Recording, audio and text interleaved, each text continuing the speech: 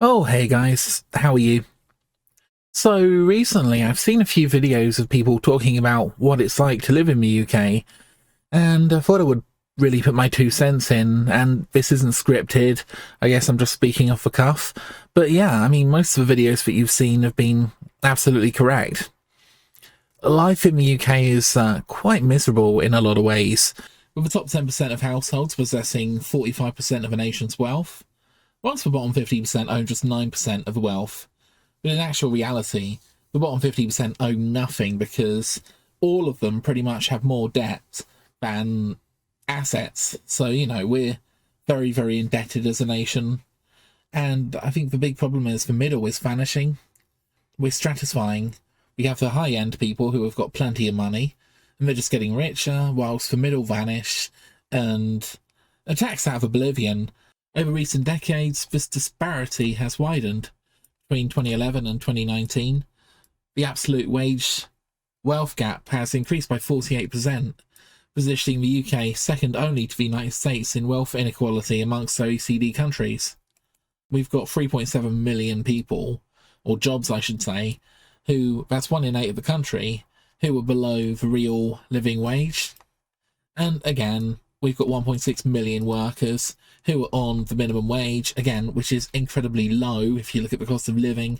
And nearly 50% of people in the hospitality sector are below the real living wage. So, I mean, there's whole sectors of the economy. If you look at the average median income in the UK, we rank 17. The depressing thing is, even though we have the same kind of wealth inequality as the United States, the UK is just a much poorer country, so it really matters a lot more. But yeah, you'd have to be going down below Belgium and Finland and France to get to the UK. I was watching another YouTube video saying that he worked for 20 odd years and he had really nothing to show for it. And I'm actually in the same boat. I used to be on a reasonably good wage, but the problem with the UK and the job market is a lot of the work is very insecure. And what I've found is sometimes you can get into a company and you can stay there for a long time. A lot of companies can just fire you on the spot.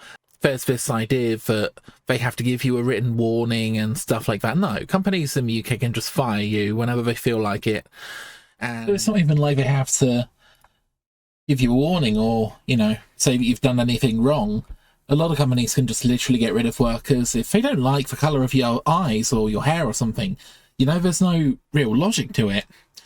The UK has some of the weakest worker protections amongst developed nations, particularly compared to the EU.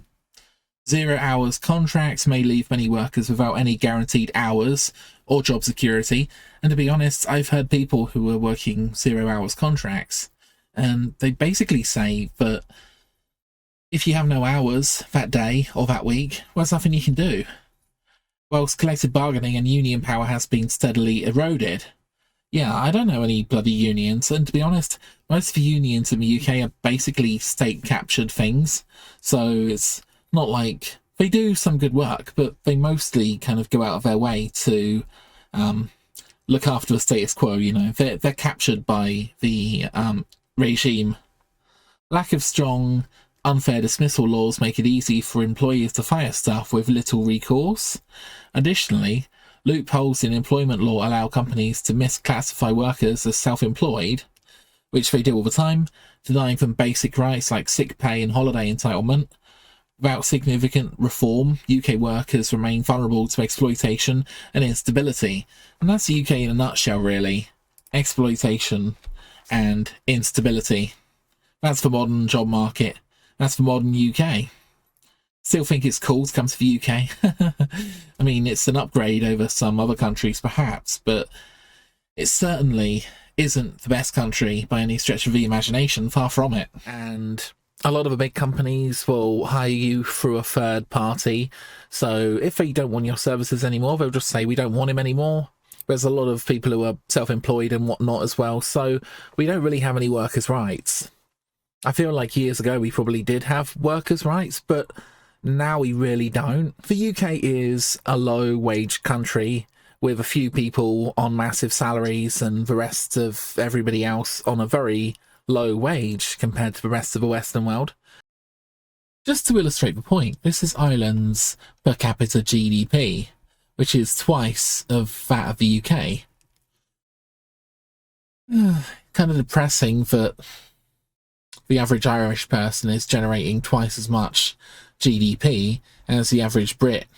Wages in America, well, I think for the low-end jobs in America, you get low wages, but if you go for managerial type roles in America, even in rural areas, you might get up to 10 times more money than you get in the UK for the same role. Just to illustrate the point, the average restaurant manager in Texas, in the United States, would be on $57,000 a year. The average restaurant manager in the UK would be on £28,000 to £36,000 a year. Again, if we go for £30,000, that works out as £36,000. In terms of energy bills, a lot of people complain about energy, but yeah, it is really, really expensive in the UK just to basically exist, right?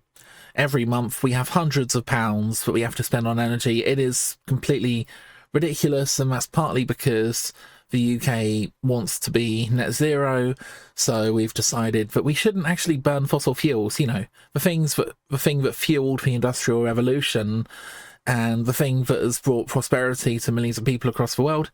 We're not going to do that anymore. We're going to import Chinese solar panels, and we're going to have a few wind turbines, which will be made of steel from other countries and materials from other countries too. Again, to illustrate the point, the UK actually has, just judging by this, the highest energy bills of pretty much any country in Europe. In fact, the insane thing is, we are importing a lot of energy from France because we're not even generating enough energy. And some of this is because we are heavily reliant on renewables, and they're kind of cool, but they're not actually that environmentally friendly. Without labouring the point, 84% of the world's solar panels are made in China. The number's actually even higher now, and China burns a huge amount of coal. So yeah, wonderful. This is what we have instead of British industry. By the time you build a massive amount of concrete and you produce all the materials, and then you do a life cycle analysis, I'm gonna ignore the point I was going to make, because we don't have freedom of speech in the UK, and the government are always threatening to lock people up who criticise their energy policy, and basically any other policy, like massive.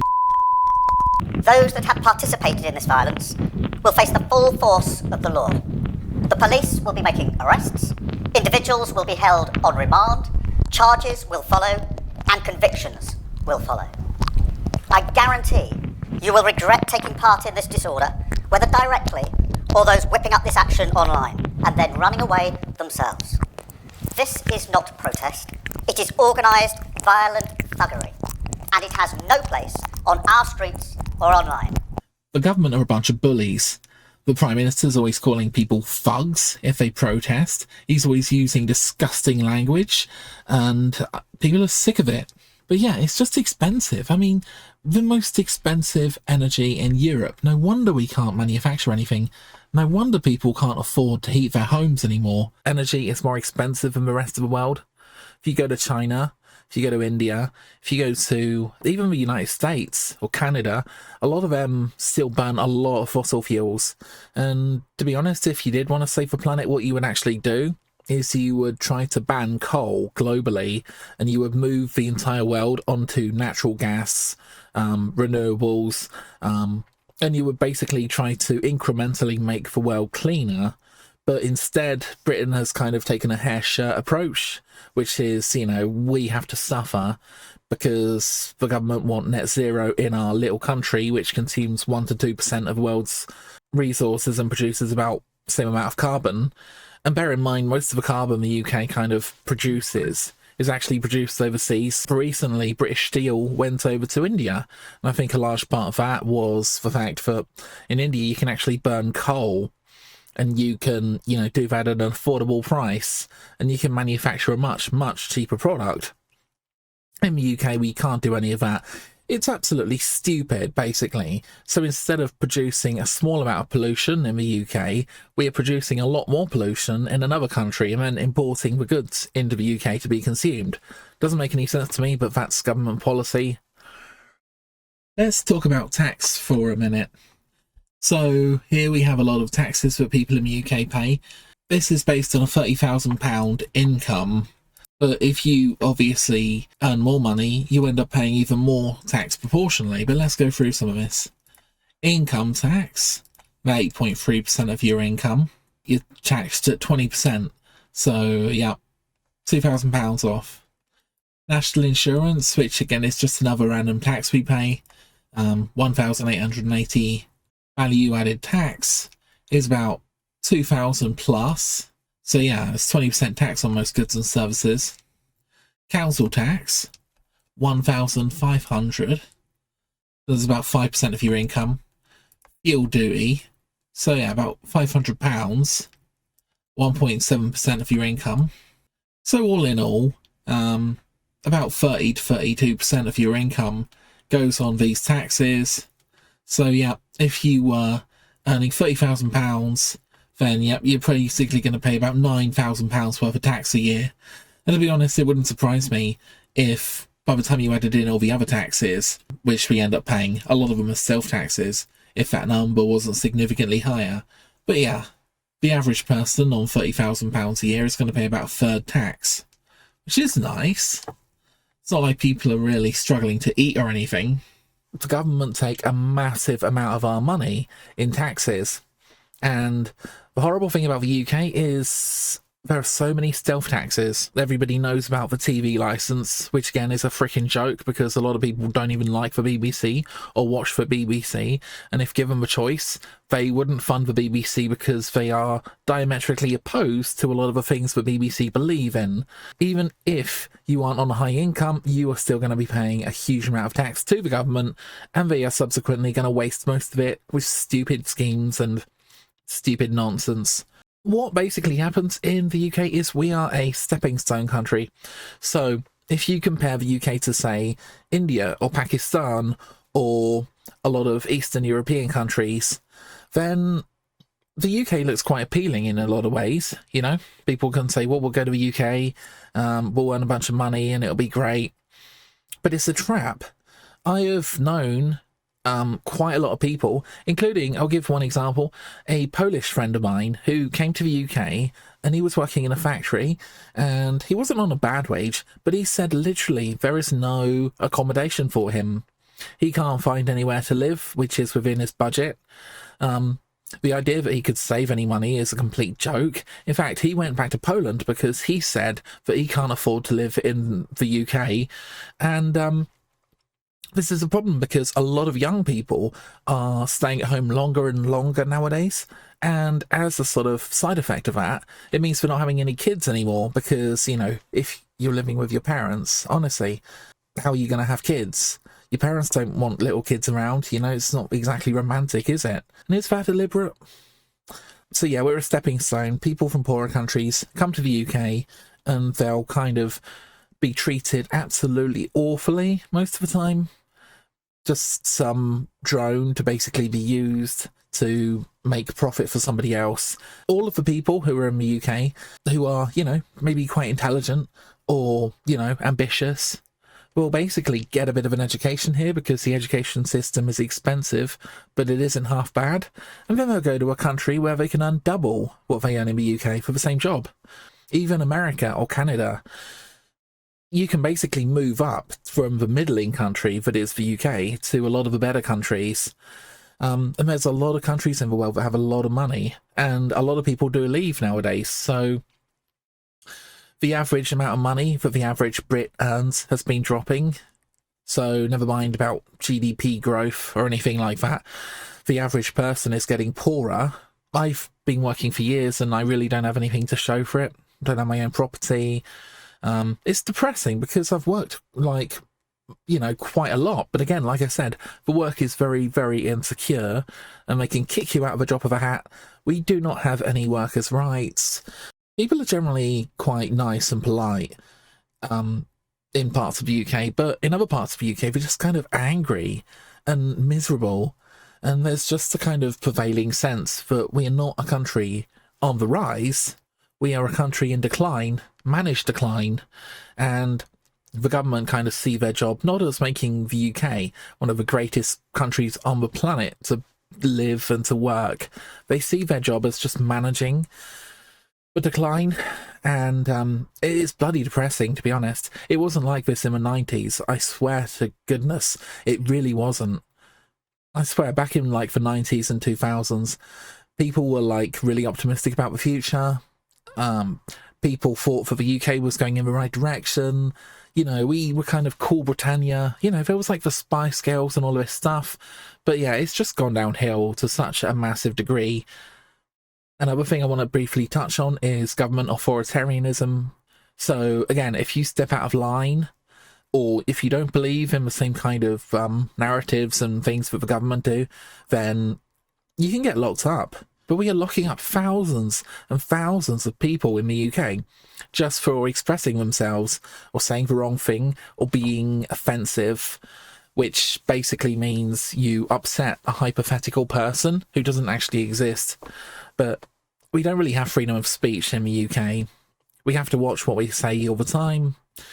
Just a sort of general unease in the country, and it's just not nice. And every single day the government seem to try to dream up ways of oppressing the people even more, putting more restrictions on what you can do. So there's all this social engineering stuff. The UK is just basically a place where you're treading water, you know? You can't get anywhere. You're not really going forward or back. You're just stuck adrift in the sea, treading water, trying to survive the best you can. Houses should be for living in, right? They should be places where you can go and you can spend time and live in them. But unfortunately, because the UK property market is seen as a safe investment, a lot of houses are now financial assets for rich people. They know that the asset is going to keep its value. That, and the fact that the UK is unbelievably overcrowded, especially in a lot of the big cities, kind of means that it's so freaking difficult to live. Rents are really high. I don't know, if I wasn't sort of living at home, I don't know how I would afford thousands of pounds every month to live somewhere. And on top of all of that, with insecure housing, if you lose your job at any point, which is, again, pretty random, well, what are you going to do about it? I mean, become homeless? A third of British children live in poverty. A third. In the country that invented the Industrial Revolution, in the country that, broadly speaking, invented capitalism, which again kind of got transferred to the United States and other countries, we have a third of kids living in frickin' poverty. For goodness sake. So again, coming back to what I was saying about property, more Indian citizens own property in London than British people do. And by British, I basically mean, you know, English, Irish, Scottish and Welsh. And there are other groups which are kind of added into our community and they are very, very welcome. But still, it's a crazy statistic to think that the country, which overwhelmingly a few generations ago, or even a few decades ago, was owned by British people, is now really not owned by British people. And yeah, that is obviously a deliberate choice. Has it made the country richer and more prosperous? No, it really hasn't. And it is a bit of a problem. Food bank dependence. 2.9 million people in the UK.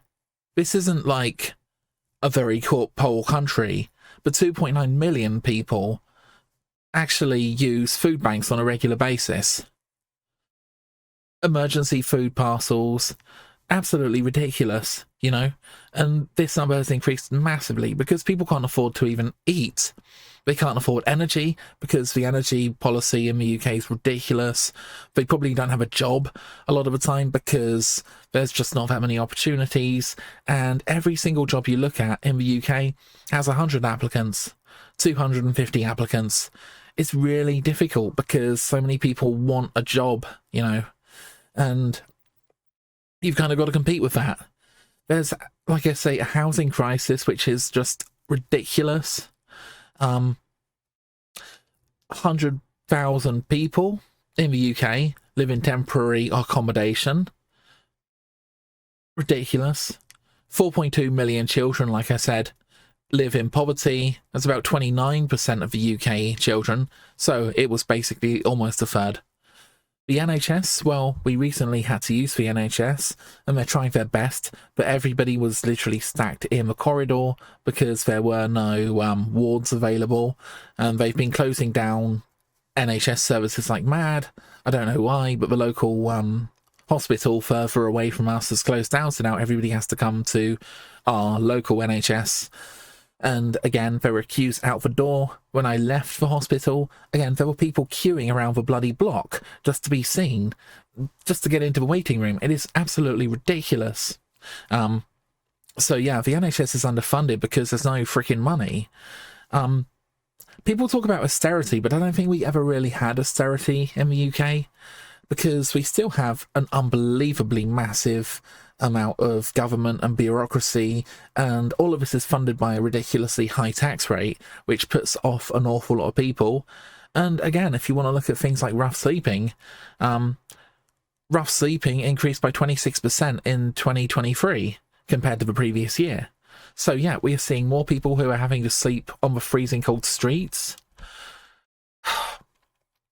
There's been multiple scandals in Westminster, which I'm not really going to go into, but PPE contracts, for example, lobbying scandals, Partygate, which again, I'm kind of thankful for Partygate because it made the whole COVID narrative seem ridiculous. If, you know, people in the top building in the country are having parties and they're not really taking anything seriously, yeah, fair enough. We've had so many unelected leaders too, who have just been appointed, like Rishi Sunak, and people don't want to vote for these people. They're just shoved in. Boris Johnson, I don't even think was elected. It's just ridiculous. The House of Lords is dysfunctional. Brexit. Now, the problem with Brexit is it kind of assumed that we actually had competent people in the UK who could run the place and make the UK a good country. Turns out we do have those people, but they're not the ones running the place. The ones running the place were the same people running us in the EU. And, you know, turns out a lot of the problems that we had that people blamed on the EU were actually problems which the government wanted. So, yeah, I mean, if you put the same people in charge, you're going to get the same issues occurring, aren't you? Currency has been weakened significantly, making imports and travel more expensive. Because, again, who really wants to buy pounds? The UK is a depressing little horrible place where people come for a few years to sort of, you know, live and work and then move on to somewhere nicer. Or else they get stuck here and they don't have the money or resources to move. And, yeah, so many, like, skilled people are just leaving, like I already said. Ridiculous. Crumbling public transport, big issue in the UK. Train fares were highest in Europe. So again, even if you want to be a sort of eco-warrior and save the world by using trains, well, yeah, sure, you can do that, but it's going to cost you an arm and a leg if you want to go anywhere. In fact, it is so expensive in the UK to get a train that it is actually cheaper to fly a lot of the time. It's even cheaper. It's cheaper to fly to Ireland or Dublin than it is to get a train to Manchester, for me, right now, even though I'm in the same country. That's how stupid it is. Again, I know this is really depressing, but yeah, we had a big issue in the UK with raw sewage just being pumped straight into the water supply, because apparently water processing isn't even something we can even afford anymore. Don't know why. Completely and utterly ridiculous. Water companies have dumped raw sewage into UK rivers and seas over 825 times a day, according to environmental bodies. A day. Failing railways. Privatisation is a joke in the UK. So if you don't know what the issue is with privatisation, we decided that it would be great if, instead of having one train company that's owned by the state or whatever, we would split it into hundreds of different companies, all of which need to make a profit, all of which are sort of run as private companies. So yeah, I mean, of course, you're extracting money from these public services all the time. You want to charge a lot of money just to maintain the darn things. Cultural problems, ridiculous. We have a loneliness epidemic. We have declining press freedom across the board. The government are always moaning at people. Oh, Elon Musk highlighted the fact that we allowed... I don't want to finish the sentence, but you know, I'm sure you know what I'm talking about. Let's just say that I wouldn't want to be a poor kid growing up in the UK in a deprived area, because there's a very good chance that, let's just say it isn't going to be nice for you. And I was very fortunate that I grew up in a fairly nice area. Not a rich area, but it was nice. It's, kind of okay now, but, yeah, I certainly not as good as it used to be. Knife crime increase. Ugh, people also talk about the weather. Class divide is ridiculous. If you are higher up in the class system, you will get so many more opportunities than if you're lower down. Of course, we have the whole wokeness issue, where people are selected based on their ethnicity to have certain jobs, and ethnicity, sex, sort of other things. You know what I mean? It's not good, because we should be selecting people purely based on competence and, you know, aptitude tests or whatever it happens to be for the RAF or the army or whatever. You really want the best people in a lot of these jobs, because as we've seen in America, it can lead to an increased number of disasters. So it's just ridiculous, really. And yeah, we've had austerity in the arts as well. I don't know, man. There's all of this stuff. It's just kind of depressing living here, you know. And if you're super wealthy, it probably doesn't affect you. You live in a nice area. You can have your private security guards and whatnot. And, you know, you're not really affected by a lot of the issues in the UK. Even the streets are disgusting a lot of the time. I mean, you walk through the streets of London and a lot of the time there's just litter and junk everywhere. And it's just kind of depressing. And there are nice places in London, don't get me wrong, and some parts are really well maintained and really clean. But yeah, there's a lot of places which are not very nice to live in. Anyway, hope you enjoyed my little rant. You might say, Dave, what are you going to do about it? Nothing I can do particularly. This government seemed just as incompetent as the last. The difference being, the last government, I think, were just completely inept. They didn't do anything. They just sat around all day, basically being afraid of everyone. Everyone's afraid of losing their jobs. If they say the wrong thing, they'll be arrested or they'll be kicked out of their job. So everyone, I think, has got dirt on everybody else in Westminster. So if you get out of line, one of the whips will come along and they will kick you out as fast as anyone. And everyone's afraid. They're just basically managing the decline. I think they take a lot of their orders from other international bodies, for example. Really doesn't seem to be much in the way of democracy. And the difference is the Conservatives were just kind of useless, but Labour seem to be quite malicious in what they're doing. I mean, just focus on the wrong things all the time. You know, the UK has serious problems. We need to basically completely rework the tax system so that we are not penalising companies for expanding. We actually want to attract companies to move to the UK. We want to attract talented people to move here. We want to have good tax policies, which means if you work hard, you get rewarded. We basically don't want to be a low-wage country, but that's what we have become. Very low wages compared to the rest of the world. The rest of the developed world, I should say. Anyway, I guess that's my little rant over with. What's your experience of living in the UK? Anyway, I will see you later.